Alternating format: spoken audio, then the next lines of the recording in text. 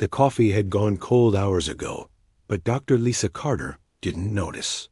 She sat hunched over her workstation in the Deep Space Communications Array, watching endless streams of data flow across her screens. Outside the Nevada facility, the desert. Wind howled through the massive satellite dishes that pointed toward the stars, searching for signals from civilizations that might exist somewhere in the vast darkness of space. Lisa had been working the night shift for 3 years now. Most people thought her job was boring. They imagined her sitting in silence, waiting for little green men to call Earth and say hello. The truth was far different. Space was full of noise. Radio waves from distant stars, cosmic radiation, and the occasional burst from a dying galaxy created a constant symphony of electronic chatter. Lisa's job was to sort through all of that noise and find patterns that might mean something. Tonight felt different, though. She couldn't explain why, but something in the data streams had caught her attention. It was subtle, like hearing your name whispered in a crowded room. The signal was buried deep in the background radiation, almost impossible to detect. But it was there, and it was artificial. Lisa adjusted her headphones and leaned closer too. Her screen. The signal wasn't random noise. It had structure, rhythm, and most importantly, it was repeating. She had been tracking it for 2 hours now, and every 17 minutes and 34 seconds, the same pattern emerged from the static. "Jake, are you awake over there?" She called to her colleague at the next station. Jake Morrison looked up from his own screens, blinking tired eyes. He was the facility's communications specialist, a former Navy radio operator who could coax signals from dead equipment and make sense of transmissions that others gave up on. "Yeah, what's up, Lisa? I need you to look at something. I found a signal." Jake rolled his chair over to Lisa's workstation. They had worked together long enough that he trusted her instincts. Lisa had found more interesting signals in 3 years than most researchers found in their entire careers. She had a gift for spotting patterns in chaos. "Show me what you've got," Jake said, settling beside her. Lisa pointed to a section of her screen where green lines danced across a black background. To most people, it would look like random static. But Jake could see what had excited Lisa. Hidden in the noise was a clear, repeating pattern. "It's not coming from our solar system," Lisa explained. "The signal is definitely artificial, but it's not aimed at us. Look at the trajectory data." Jake studied the numbers on her screen. The signal was passing through Earth's solar system, like a stone skipping across water. Its origin point was somewhere far beyond their local group of stars, and its destination was equally distant. "It's like intercepting someone else's phone call," Jake said slowly. "Exactly. But look at this." Lisa pulled up another screen, showing the signal's mathematical structure. "I've been running pattern analysis on it. The base structure uses prime number sequences, just like the old SETI protocols suggested aliens might use. But the complexity is incredible. This isn't just hello, we exist. This is sophisticated communication between advanced civilizations." Jake leaned back in his chair, feeling a chill run down his spine. In all his years at the facility, they had never found anything like this. Radio signals from space usually turned out to be natural phenomena or equipment malfunctions. But this signal had all the hallmarks of genuine alien communication. "We need to get Amy down here," Jake said. "If this is real, we're going to need her help to figure out what it says." Dr. Amy Rodriguez was the facility's astrophysicist and the smartest person either of them knew. She could calculate orbital mechanics in her head and had written 3 books on interstellar communication theory. If anyone could help them decode an alien message, it was Amy. Lisa was already reaching for her phone. "Amy, I know it's late, but you need to get down here right now. We found something." 20 minutes. Later, Amy arrived at the facility wearing jeans and a wrinkled t-shirt, her dark hair pulled back in a hasty ponytail. She took one look at Lisa's excited expression and Jake's nervous energy and knew this wasn't a false alarm. "Show me," Amy said simply. For the next 2 hours, the three scientists worked together to analyze the signal. Amy's mathematical expertise helped them understand the message's structure, while Jake's communications background allowed them to isolate different components of the transmission. Lisa coordinated their efforts, her pattern recognition skills guiding them toward breakthrough after breakthrough. The first major discovery came when Amy realized the signal was using a mathematical constant they recognized. "It's pi," she announced suddenly. "They're using pi as a baseline reference. Once we account for that, the rest of the message starts making sense." Jake was working on the signal's modulation patterns. "This isn't just one message," he said. "It's a conversation. There are at least 3 different transmission sources embedded in the signal." Lisa felt her heart racing as the pieces came together. "It's like we're listening to a conference call between alien civilizations." As the night wore on, they began to decode fragments of the transmission. The mathematics were complex, but the basic structure became clear. This was a distress call. One of the civilizations was asking the others for help. The primary sender identifies themselves as, "I think it translates to Veltar," Amy said, squinting at her calculations. "They're transmitting to someone called the Kethmori Empire. What are they asking for?" Lisa asked. Amy's face grew grim as she worked through more of the message. "Military assistance. They're under attack by something they call the Devourers. It sounds like their entire homeworld is in danger." Jake had been analyzing the signals, routing information. "The response time on this communication loop is massive," he said. "Based on the transmission delays, the Kethmari are months away from the Veltar. Even if they respond immediately, help won't arrive for at least 12 weeks. How long do the Veltar have?" Lisa asked. Amy's calculations painted a bleak picture.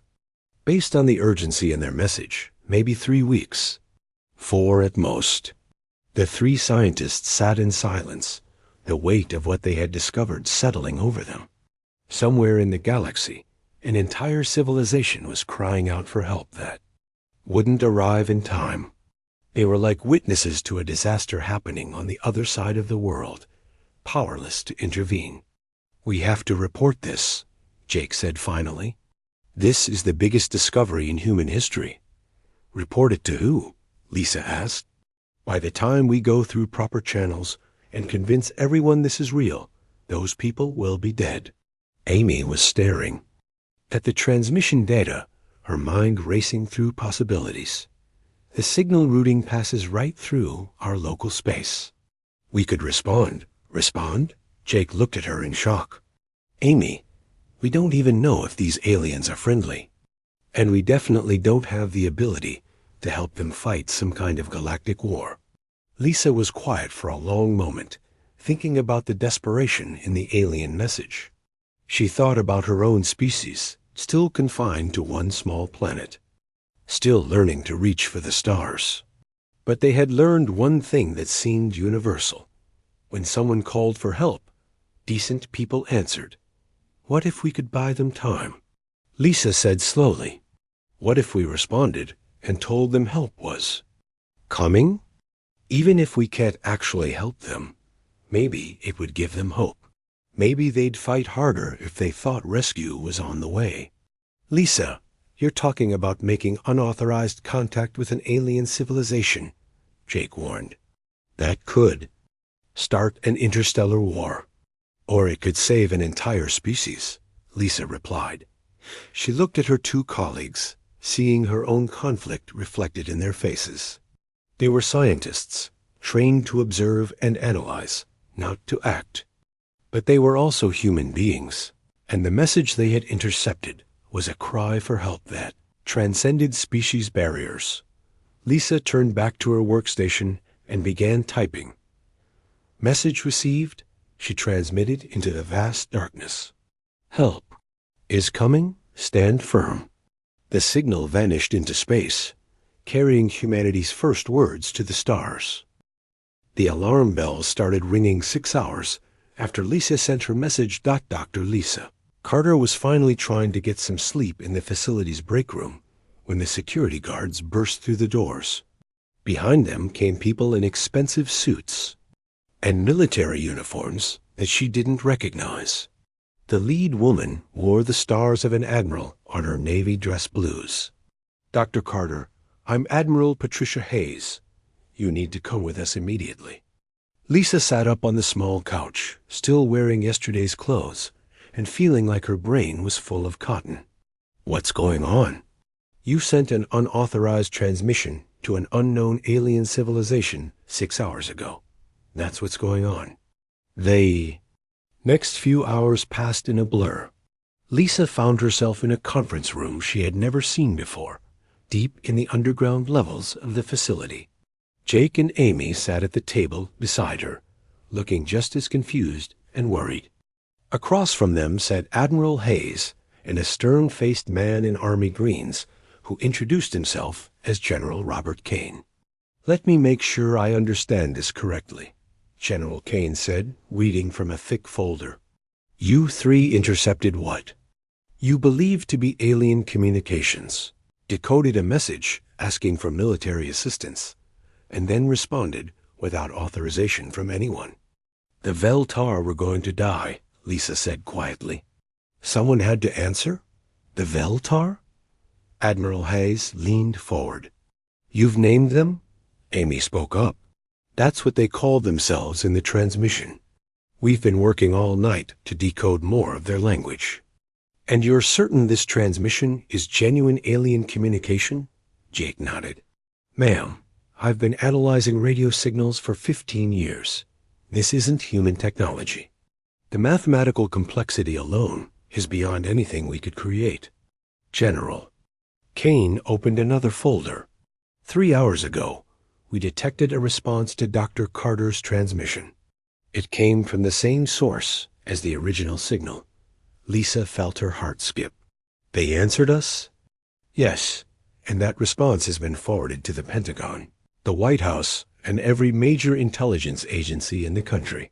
Dr. Carter, your little message may have just announced humanity's presence to hostile alien forces."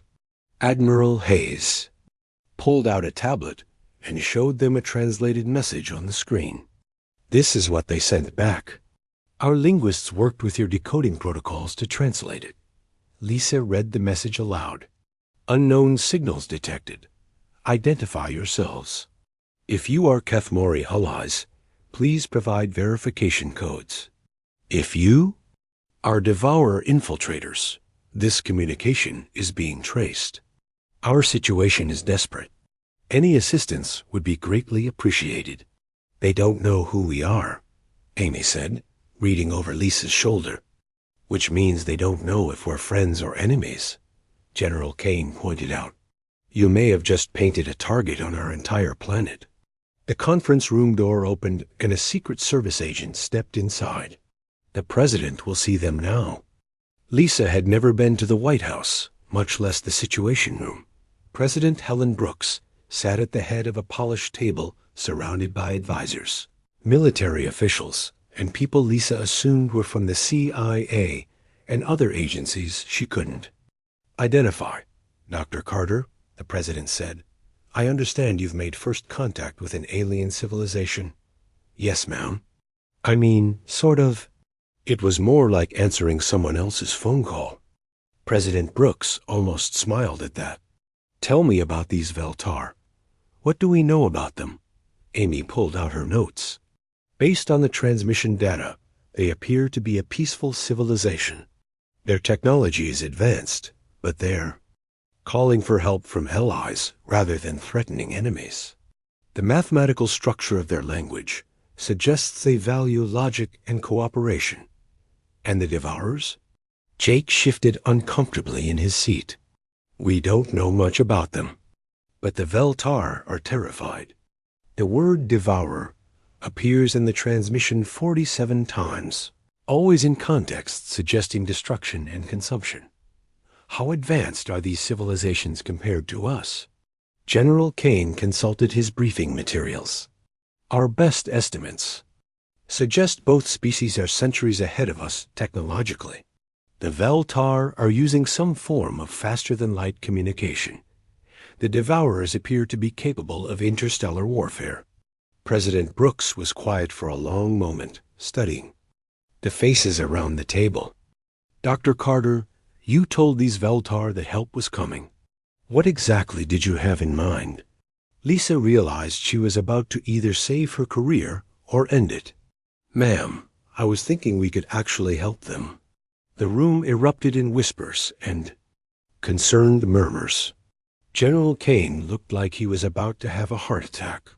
Dr. Carter, Admiral Hayes said carefully, we don't have interstellar spacecraft. We barely have a space station. But we have the Defiance Project, Lisa said, looking directly at the president. The room went completely silent. The Defiance Project was classified at the highest levels, a secret program to develop humanity's first faster-than-light spacecraft. Lisa only knew about it because her security clearance allowed her to work on the theoretical communication systems. President Brooks stared at Lisa for what felt like an eternity. Continue. The experimental ship has been ready for testing for 6 months. We know the drive system works, at least in theory. And we have weapons, even if they're primitive compared to alien technology. You're suggesting we send our only prototype starship to fight an unknown enemy in defense of aliens we've never met? General Kane sounded incredulous. I'm suggesting we answer the call for help, Lisa said simply. Meanwhile, light years away on the Veltar homeworld, Commander Zex High was having his own crisis meeting. The Veltar Council Chamber was a beautiful dome of crystal and metal, designed to inspire calm deliberation. Today, it buzzed with confused and frightened voices as the planet's leaders tried to understand the strange response they had received. The transmission came from the primitive system we cataloged as Sol 3, reported science leader Velinara. Our scouts noted basic radio emissions from that region decades ago, but nothing suggesting advanced civilization. Could it be a Devourer trick? Asked Defense Coordinator Keth Volume. They've used deception before. Commander Zex High studied the linguistic analysis his team had prepared. The mathematical structure is completely unlike anything in our databases. It's not Keth Mori, not Devourer, and not from any known species. If this is a deception, it's more sophisticated than anything the Devourers have used before. But they said help was coming, Velinara pointed out. Who would promise military assistance to strangers? The question hung in the air. In their experience, galactic civilizations helped their allies and ignored everyone else. The idea of strangers offering aid was almost incomprehensible. Sir, a young communications officer interrupted. We're detecting multiple Devourer scout ships entering the outer system. The main fleet will arrive within 2 weeks. Commander Zex High felt the weight of his species' survival pressing down on him. The Keth Mori had abandoned this sector of space centuries ago. Their automated message systems would take months to relay the distress call to active colonies. These mysterious strangers were the only ones who had responded. Send another message to the unknown contacts, he ordered. Tell them our location and the size of the Devourer fleet. If they're really coming to help, they need to know what they're facing. Back in the White House Situation Room, President Brooks had made her decision. Admiral Hayes, you'll coordinate with General Kane to prepare Captain Alex Turner and the UE send Defiance for immediate departure. Dr. Carter, you and your team will establish a communication link with the Veltar and provide whatever intelligence support you can. Ma'am, General Kane protested, this is incredibly risky. We're talking about sending our only advanced spacecraft into combat against unknown forces.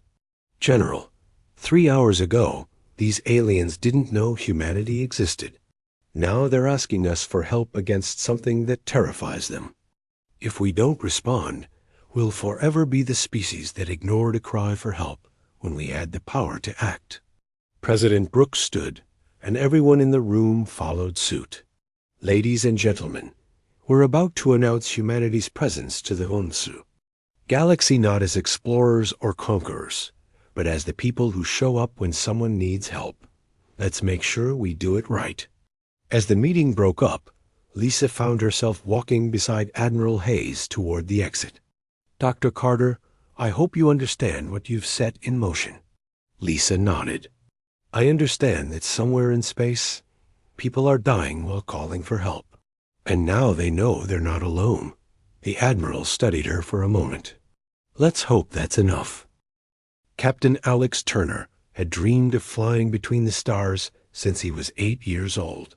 He just never imagined his first interstellar mission would be a rescue operation for aliens he had never met.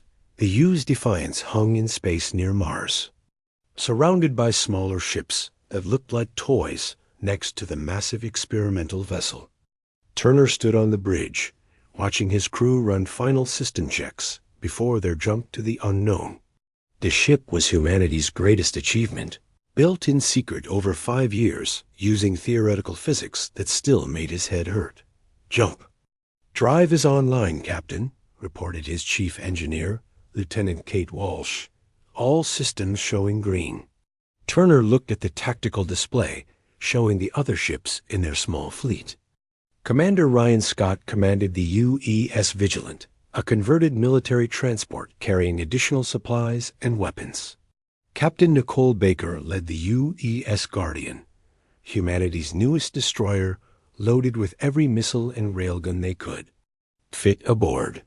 This is completely insane, you know, said Turner's executive officer, Commander Ben Murphy. We're about to jump blind into a war zone to help aliens who might not even be friendly. Would you rather stay home and wonder what happened to them? Turner asked. Murphy smiled grimly. Not a chance, sir.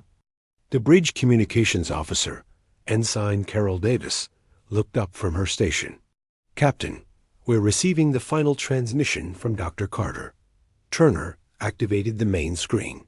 Lisa Carter's tired face appeared, broadcasting from the communications facility in Nevada. Behind her, Jake and Amy worked frantically at their computers. Captain Turner, we've established regular contact with the Veltar. Their situation is worse than we thought. The Devourer fleet consists of at least 50 ships, each one larger than your entire task force. Turner felt his stomach drop, but kept his expression calm for his crew. Lisa continued. The good news is that we've learned more about both species. The Veltar are peaceful scientists and engineers. They've never fought a war like this before.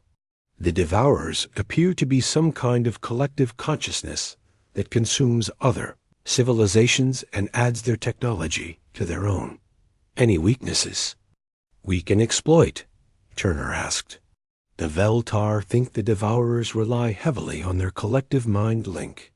Individual ships become much less effective when separated from the group. But Captain, I have to be honest with you. Your ships are primitive compared to what you're facing. Turner nodded. Understood, Dr. Carter. We'll make primitive work. The transmission ended, and Turner turned to his crew. Ladies and gentlemen, we're about to make history. We're going to show the galaxy what humans do when someone asks for help. Jump coordinates locked in, sir, reported Navigator Lieutenant Sam Chun. All ships report ready for jump, added communications. Turner took a deep breath. Execute jump. The stars disappeared. For 17 seconds, the UES's Defiance existed in a space between spaces, traveling faster than light through dimensions that human science barely understood. When the stars reappeared, they were in a completely different part of the galaxy. Jump successful, Lieutenant Chun announced. We are in the Veltar system. Turner looked at the main screen, showing their new surroundings. A beautiful blue-green planet hung in space ahead of them, surrounded by orbital stations and ships that gleamed like jewels. The Veltar homeworld was everything Earth aspired to become. "Sir, we're being scanned," reported the tactical officer. "Multiple contacts approaching our position." 6 Veltar ships emerged from behind the planet's largest moon. They were elegant vessels that looked more like works of art than military craft, all smooth curves and flowing lines. Compared to the angular practical design of human ships, they seemed almost fragile. "Incoming transmission," Ensign Davis announced. The main screen flickered and showed the bridge of a Veltar ship. The alien captain was tall and thin, with pale blue skin and large dark eyes. When he spoke, his words were translated by the communication system Dr. Carter had designed. "Unknown vessels, this is Commander Zex-High of the Veltar Defense Fleet. Are you the ones who responded to our distress call? This is Captain Alex Turner of the United Earthship Defiance. We received your call for help. We are here to assist." Commander Zex-High stared at the screen for a long moment. The human ships were clearly primitive, built for function rather than efficiency. Their hulls were thick metal instead of energy-resistant composites. Their weapons were kinetic projectiles rather than plasma beams. By galactic standards, they were museum pieces. "Captain Turner," Zex-High said carefully, "I appreciate your courage in coming here, but I must ask, how many ships do you command?" 47. "Vessels, including support craft." Zex-High's expression grew troubled. "Captain, the Devourer fleet consists of over 50 warships, each one capable of destroying multiple targets. Your ships appear to be armed with primitive weapons. I fear you have come to die with us rather than save us." Turner smiled, and something in his expression made Zex-High take notice. "Commander, you called for help. We're here to give it. What's the current tactical situation?" Zex-High transmitted a holographic display showing the solar system. Red markers indicated Devourer positions throughout the outer planets. Their advanced scouts arrived yesterday. The main fleet will be here in 6 days. We have 12 defensive platforms around our homeworld and 8 patrol ships. Against 50 Devourer warships, we cannot win. Show me everything you know about their ships and tactics. For the next hour, Zex-High shared everything the Veltar had learned about their enemies. The Devourers used biomechanical ships that could repair themselves and adapt to new threats. Their weapons converted matter directly into energy. Most importantly, they fought as a collective, with each ship linked to a central controlling intelligence. They've conquered 17 star systems using the same tactics, Zex-High explained. They surround a planet, overwhelm the defenses, and then land troops to harvest the population. Any useful technology or biological material gets absorbed into their collective. Turner studied the tactical data, his mind racing through possibilities. His ships were outgunned, outnumbered, and outclassed. But they had one advantage the Devourers wouldn't expect. "Commander, have the Devourers ever fought humans before?" "No. Until 3 days ago, we didn't know humans existed." "Good. That means they don't know how we fight." Turner turned to his communications officer. "Ensign Davis, contact all ships. I want every captain on a secure channel in 5 minutes." Soon the bridge's main screen showed the faces of Turner's fellow captains. Commander Ryan Scott looked confident despite the odds. Captain Nicole Baker was reviewing tactical displays on her own bridge. The other ship commanders showed a mixture of determination and concern. "Listen up, everyone," Turner began. "We're outnumbered, outgunned, and probably about to die.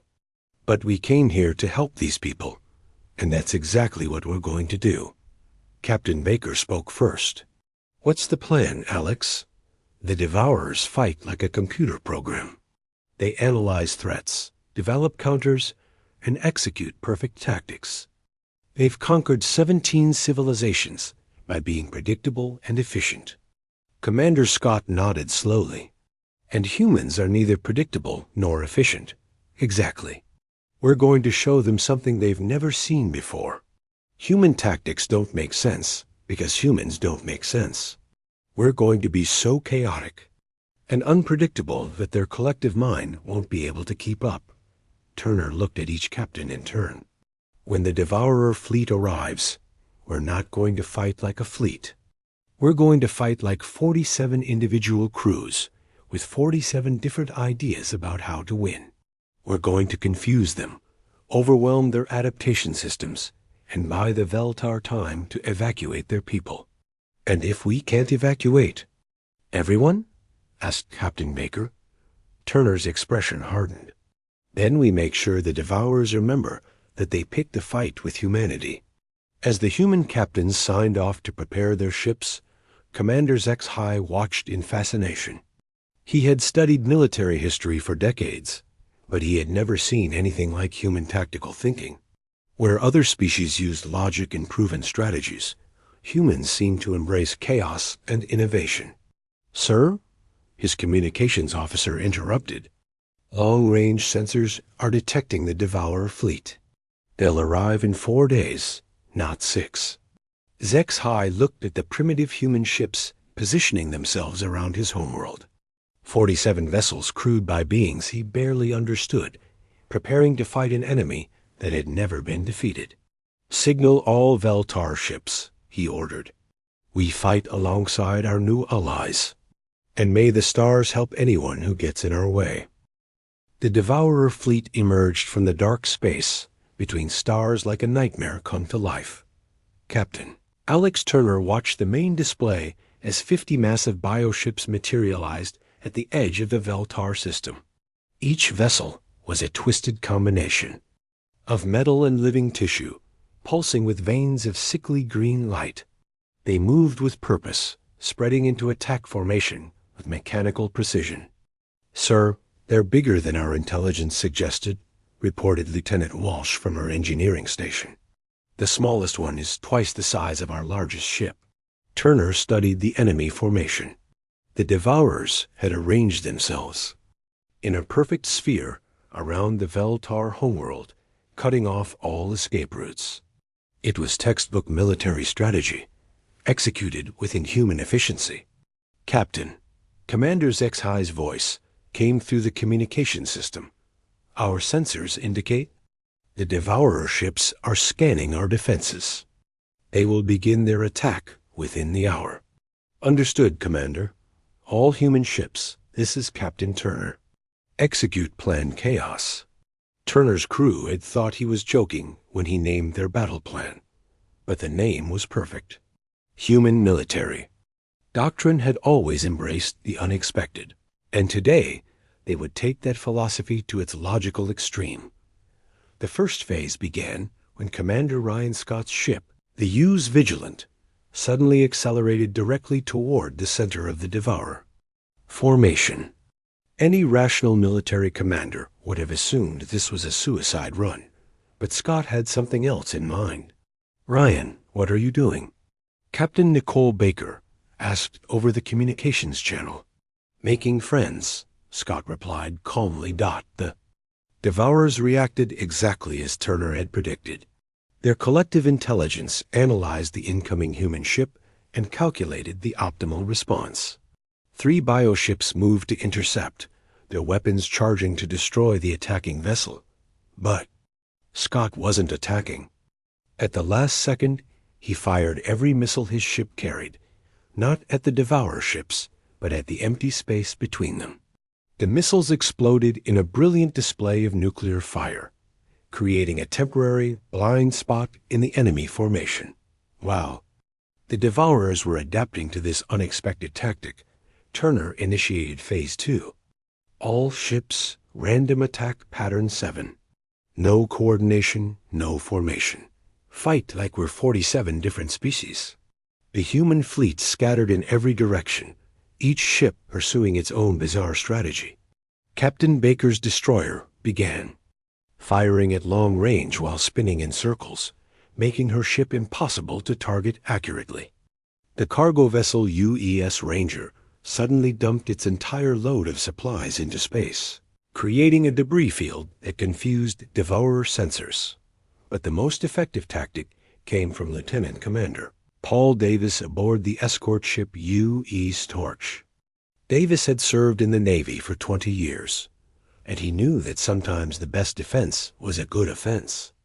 All power to engines, he ordered his crew. We're going to ram them. The Devourer Collective had encountered ramming attacks before, but never like this. Davis aimed his ship at the nearest bioship and accelerated to maximum speed. The Devourers prepared to destroy the attacking vessel, but Davis had one more surprise. Abandon ship, he ordered. Everyone to the escape pods. As his crew evacuated, Davis set the ship's nuclear reactor to overload. The U's torch slammed into the Devourer bioship and exploded in a ball of atomic fire. The enemy vessel, designed to absorb and adapt to energy weapons, couldn't process the raw nuclear explosion. It died in seconds. Turner watched the destruction with grim satisfaction. 1 down, 49 to go. The Devourer Collective paused, analyzing what had just happened. The human tactics made no sense. They were wasteful, inefficient, and completely unpredictable. Each human ship was fighting according to different rules, making it impossible to develop effective countermeasures. But the Devourers had conquered 17 star systems by adapting to new threats. They began to change their approach, sending individual ships to hunt down the scattered human vessels. This was exactly what Turner had hoped for. Phase 3, he announced. Show them what happens when you corner a human. The bioship pursuing Captain Baker's destroyer had expected an easy target. Baker's ship was smaller and less heavily armed than the Devourer vessel. By all logical calculations, the human ship should have been destroyed within minutes. Instead, Baker led the bioship on a chase through the Veltar orbital platforms. She used the stations as cover, forcing the Devourer ship to choose between destroying civilian targets or losing its prey. When the bioship hesitated, Baker spun around and launched every torpedo she had at point-blank range. The Devourer ship survived the attack, but its living hull was damaged. Green fluid leaked from the wounds, and the vessel's movements became sluggish. That's it, Baker said to her crew. It's hurt. Now we kill it. What followed was the most brutal space combat any of the participants had ever witnessed. Baker's ship attached itself to the wounded bioship like a parasite, using cutting torches to burn through the enemy hull. When Devourer repair organisms tried to seal the breach, human Marines poured through the gap, fighting hand-to-hand combat inside the alien vessel. Sergeant Linda Hayes led the boarding party, her combat armor scarred by bioacid and her rifle empty. She fought with a knife and sheer determination, clearing corridor after corridor of the bioship's interior. These things don't know how to quit, she reported to Baker. But neither do we. The Marines discovered that the Devourer ship was more than just a vessel. It was a living organism, and like any living thing, it had vital organs. Hayes and her team fought their way to the creature's heart, a pulsing mass of tissue and machinery that controlled the ship's functions. Setting charges, Hayes announced. Everyone out. The bioship died from the inside out, its death throes sending shockwaves through the Devourer Collective. For the first time in their existence, they had encountered an enemy that fought without logic or self-preservation. Turner watched the battle unfold from the bridge of the U.E.'s Defiance. His fleet was taking heavy casualties, but they were inflicting damage that the Devourers couldn't easily repair. More importantly, they were buying time for the Veltar evacuation ships to escape. Sir, reported Ensign Davis, the Devourer command ship is moving toward us. It's the largest one in their fleet. Turner studied the massive bioship approaching his position. It was easily 10 times the size of his own vessel, bristling with weapons that could vaporize his ship in seconds. Good, he said. Let's give them something to remember us by. Turner's plan for dealing with the command ship was the most desperate gambit of the entire battle. He ordered his crew to overload the ship's experimental jump drive, not to escape, but to weaponize it. "Captain, if we do this, we'll destroy our own ship," Commander Murphy warned. "I know," Turner replied, "but we'll take them with us." As the Devourer command ship closed in for the kill, Turner made a ship-wide announcement. "All hands, this is the captain. We came here to answer a call for help. We're about to show the galaxy what it means to be human." The jump drive overload created a gravitational anomaly that tore through space-time itself. The Devourer command ship, caught in the artificial gravity well, was pulled apart at the molecular level. Its destruction sent feedback through the collective consciousness, stunning the remaining bio-ships. Turner watched his own ship begin to break apart around him. "Dr. Carter," he said into his communicator, "tell them we answered." The U's Defiance died in a blaze of glory, taking the Devourer command ship with it. But Turner's sacrifice had done more than destroy a single enemy vessel. It had severed the collective link that coordinated the entire Devourer fleet. Commander Zex-High watched in amazement as the remaining bioships began to move independently, no longer coordinated by their central intelligence. They had become 48 individual vessels instead of one massive fleet, and they were clearly confused by their sudden independence. "All Veltar ships," Zex-High ordered, "attack now while they're disorganized." The tide of battle began to turn.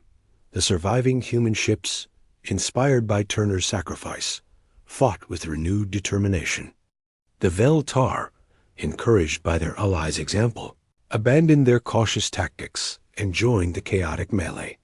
Captain Baker, her destroyer badly damaged but still fighting, led a group of human and Veltar ships in a coordinated assault on the confused bioships.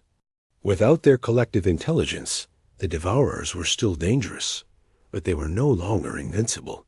"This is for Captain Turner," Baker said as her ship's final torpedo struck home against another bioship. Battle raged for 6 more hours, but the outcome was no longer in doubt. The Devourer fleet, designed to function as a single organism, couldn't adapt to operating as individuals.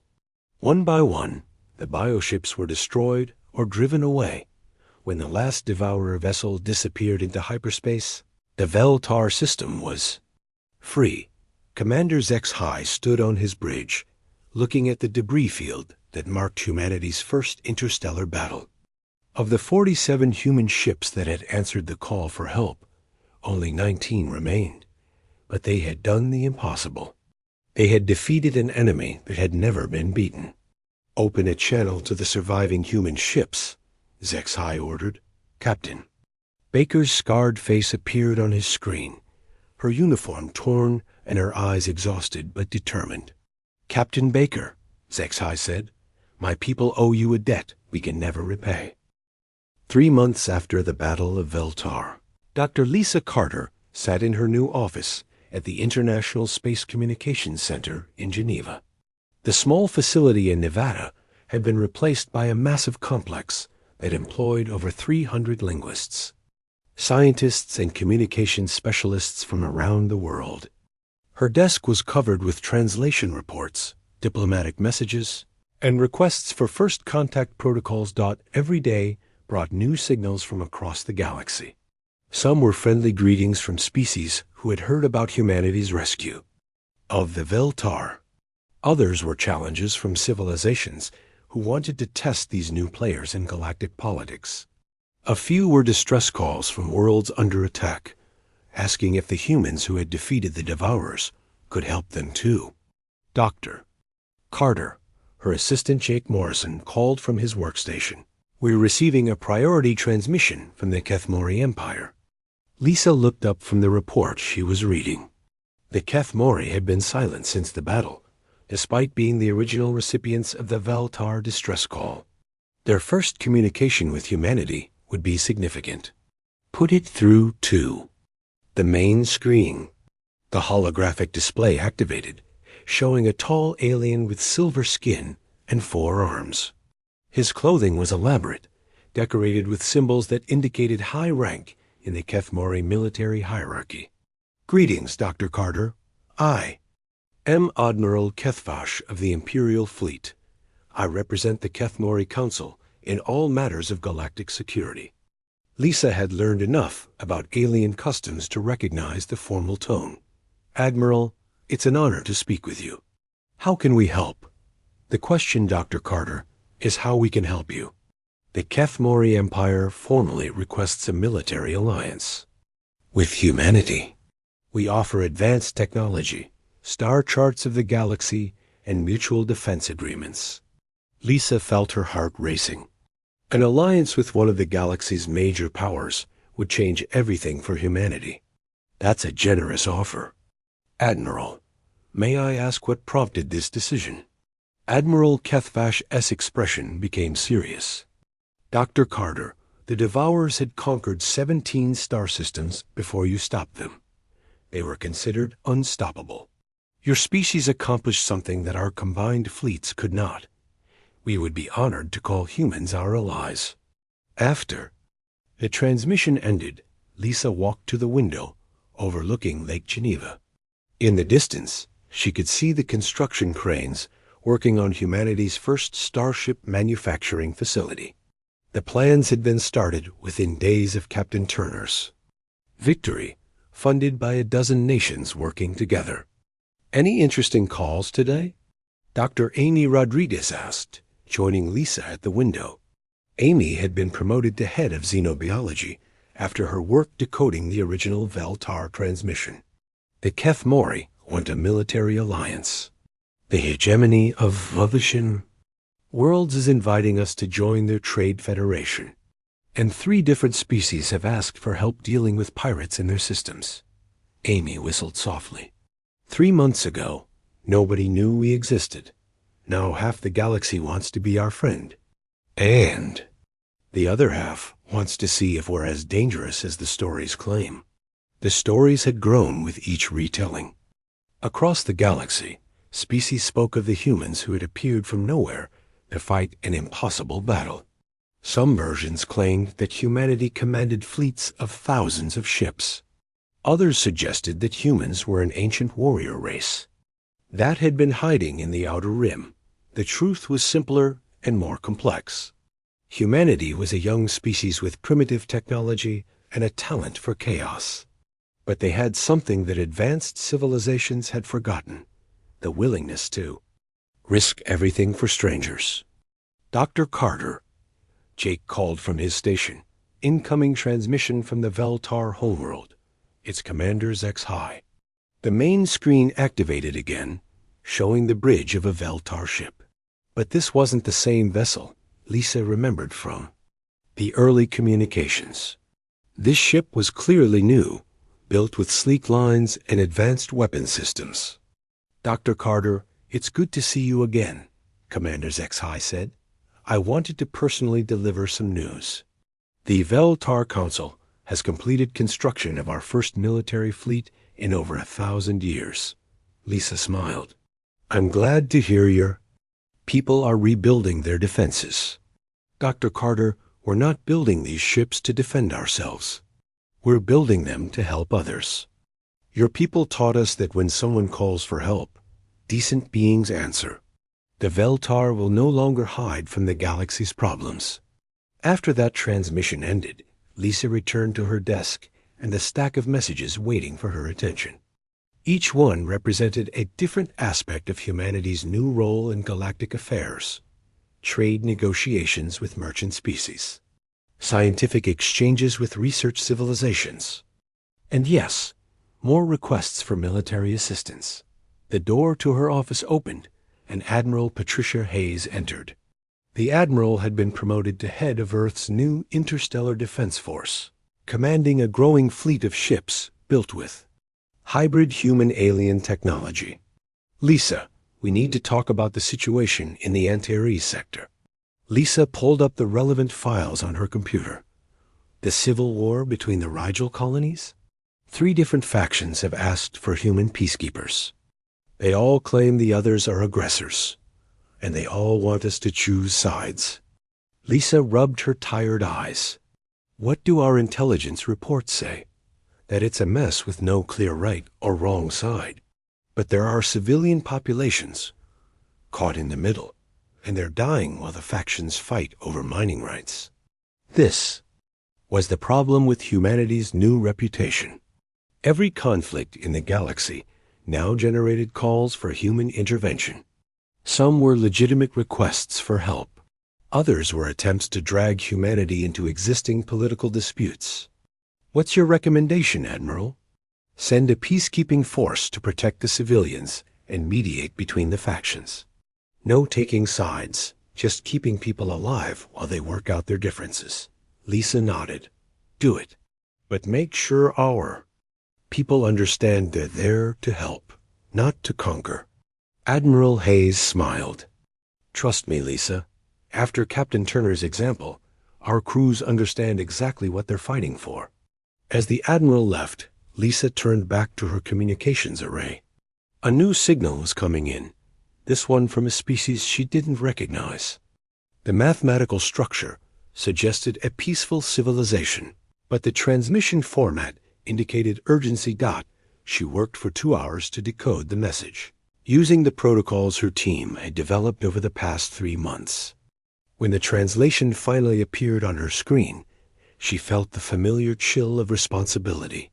To anyone who can hear this message, our world is dying. A plague has infected our agricultural systems, and our people are starving. We have tried everything our science can devise, but we cannot stop the spread. Please, if there is anyone in the galaxy who can help us, we are located in the system you call Wolf 359. Our time is running short. Lisa stared at the message for a long moment. Wolf 359 was only 8 light years from Earth, practically next door by galactic standards. But this wasn't a military crisis that could be solved with weapons and tactics. This was a humanitarian disaster that would require medical expertise and agricultural technology. She activated her communicator. Dr. Rodriguez, please come to my office and get me a connection to the agricultural research stations. We may have a new mission. As Amy hurried toward her office, Lisa composed a response to the unknown species. She had learned that the first rule of interstellar diplomacy was simple. Always answer when someone asks for help. Message received. She transmitted into the vast darkness of space. Help is coming. Stand firm. 6 months later, Lisa stood in the observation deck of humanity's newest starship, the U.E. Cirner, named after the captain who had started it all. Through the viewports, she could see the green fields of the former plague world, now thriving again thanks to human agricultural techniques, and Veltar biotechnology. Captain Nicole Baker, promoted to command the Turner after heroics at Veltar, joined Lisa at the window. Baker's left arm was still in a support brace from her injuries, but she had refused medical leave. The Harvest Festival starts tomorrow, Baker said. The locals want to invite our entire crew. That's kind of them. What's our next assignment? Baker consulted her orders. Exploration mission to the Galactic Rim. Intel suggests there may be Devourer survivors out there, and the Council wants us to check it out. Lisa nodded. The Devourers hadn't been completely destroyed at Voltar. Scattered ships and isolated colonies still posed a threat to peaceful civilizations. It had become humanity's unofficial responsibility to hunt down the remnants and either neutralize them or convince them to abandon their destructive ways. Any word from the diplomatic mission to the Andromedans? They're still negotiating. Apparently, the Andromedans want to test our combat capabilities before they'll consider any agreements. Lisa sighed. Of course they do. Everyone wants to. See if we're as crazy as the stories claim. Are we? Baker asked with a smile.